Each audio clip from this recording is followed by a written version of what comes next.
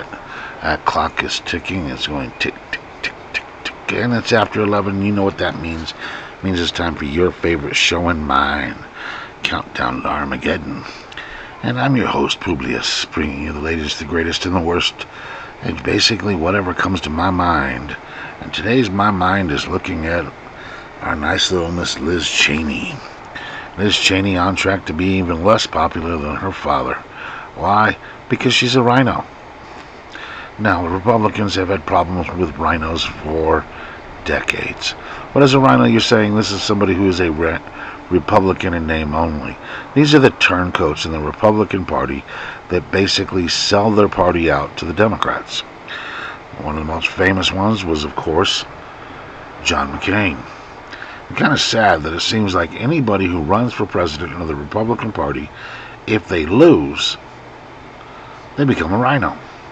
Another great example, Mitt Romney. And it's not just that both these people voted to impeach Donald Trump. It's they did so for such bullshit reasons. They don't really believe he incited rebellion. They just wanted to make sure that their buddies, the Democrats, knew they were on their side.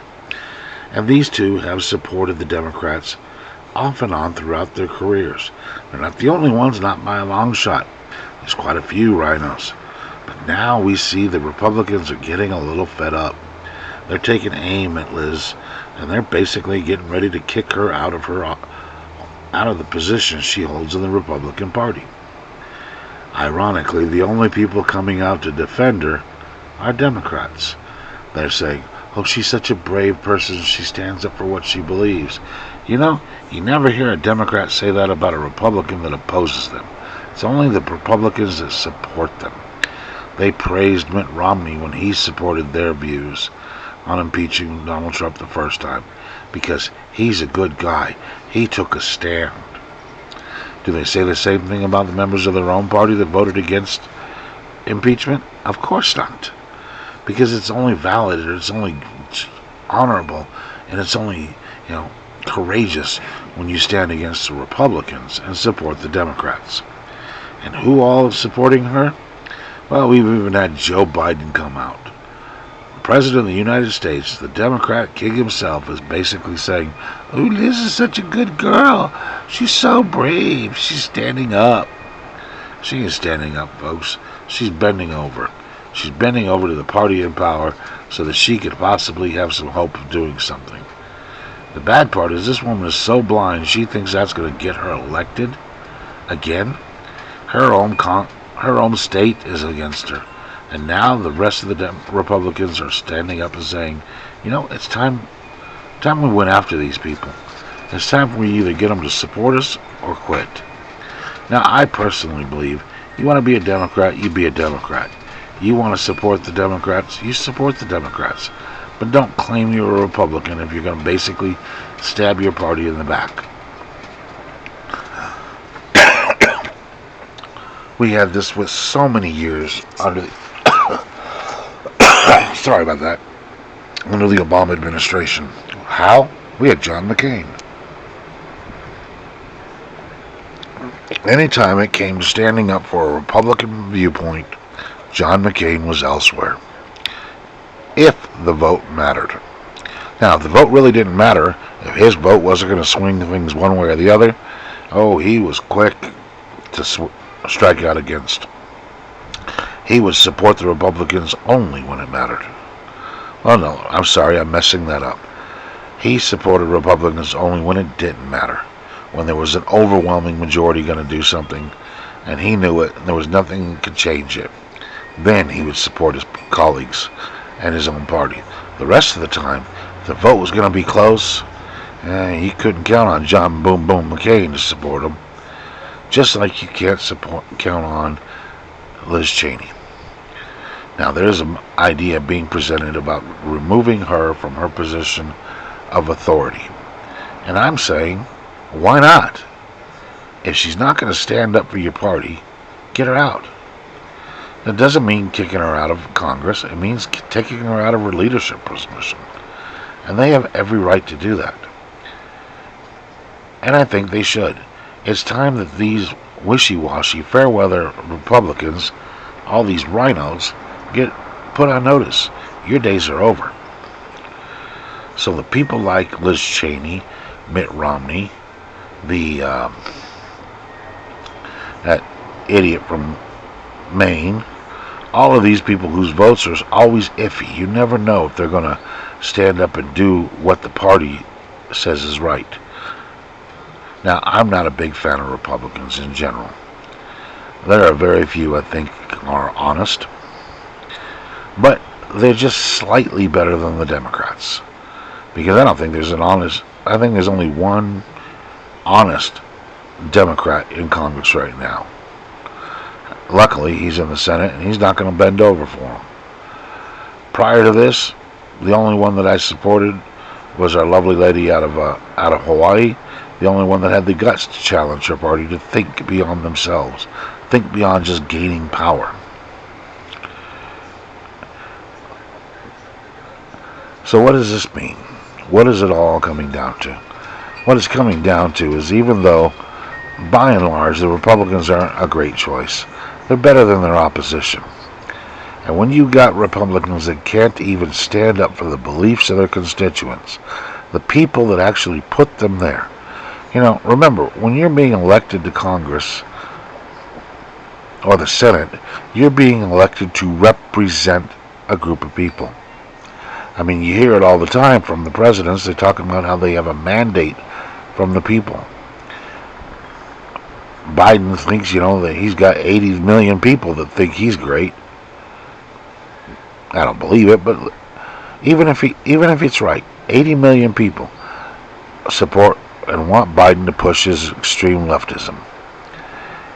Those are the people he's supposed to represent. Now, granted, the president is supposed to represent all of us, and Biden's, gives lip service to the idea. That's all it is. It's just simply lip service because he doesn't believe it. He's going to support the people that elected him, and that's it. And it's kind of understandable. But please don't at the same time blow smoke up my backside telling me you're all for being bipartisan. No, you're only for bipartisan if the other side will bend over and give you what you want. So then that comes back to the rhinos. These people were not elected to go into Congress and give their own opinions. They were elected to represent the population that voted for them. That the state of Maine continues to put this whack job back in when she's a rhino, I don't understand this. Either get somebody that's going to stand up for what they believe in, or you get someone else. This idea of claiming to be one thing so you can stab them in the back, that is the most low-life attitude I've ever heard of. But that is the goal and that is the mantra of the left today. Anything so they can stay in power. If they could get away with it, they would abolish the filibuster. Not for one moment giving any thought to what happens if they lose control. One vote more, one person more, and the Democrats are no longer in control of the Senate. And then they're going to be whining, complaining when the Republicans use the policy they granted. The Republicans and Democrats are real good for this. Each side gets mad at the other side for doing what they're doing themselves. But the Democrats actually get worse at it. They tend to pass changes and change the rules to benefit them when they're in power. And when their opponents use that power, oh no, that's not right. Add to that, they change the meaning of words. I mean, apparently, packing the court means to put somebody in through the normal system. They point to the fact that the Republicans didn't vote on Obama's last nominee. They don't have to. Granted, I think that was pretty sleazy of them. What I think they should have done is just brought a vote to it and rejected him. And the subject would have not been an issue in any way, form, or fashion. But they chose not to even hold a hearing and not to have votes on him. And that was their right. They didn't change things. They didn't alter the system to do this. They used the power of the system. Now, Democrats, on the other hand, they want to pack the court. They want to put more people on, and they'll keep adding more people. I mean, I'm really looking forward to the day when when the Supreme Court sits in mass and you got 50 or 60 judges. Why? Because if you think for 1 minute the Republicans are just going to roll over and let the Democrats put their 4 people in and not take steps whenever they've got power again, you're crazy. The Democrats will open the door and the floodgates will pour. And what makes this sad is the only people that are going to benefit are the worms as they dig into our bodies that fall because we can't support ourselves. I'm telling you, folks, we need a society that recognizes right and wrong. We need to know the people we put in office are going to vote for what we want, not suddenly flip and cater to the other party. And the sooner the Republicans get their people in line, the sooner the rebellions will be over. If the Republicans just treated the Democrats the way the Democrats treat them, a lot of the shit would stop fast. And it's time for us to see this.